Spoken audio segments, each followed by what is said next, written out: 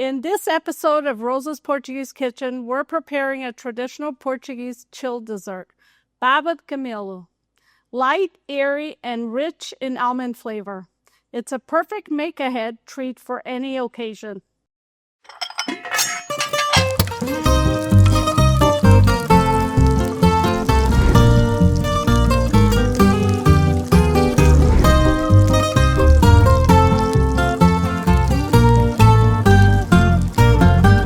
Baba de Camelo. 1 can of cooked condensed milk, 3 eggs, and slivered almonds. Beat the condensed milk with the egg yolks until smooth. Separately, beat the egg whites until stiff peaks form.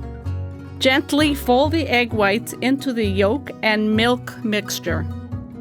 Pour in individual glass containers. Refrigerate the dessert for 6 to 8 hours.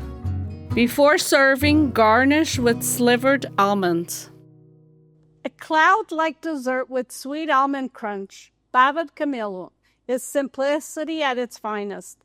Thanks for joining us and see you again in Rosa's Portuguese Kitchen.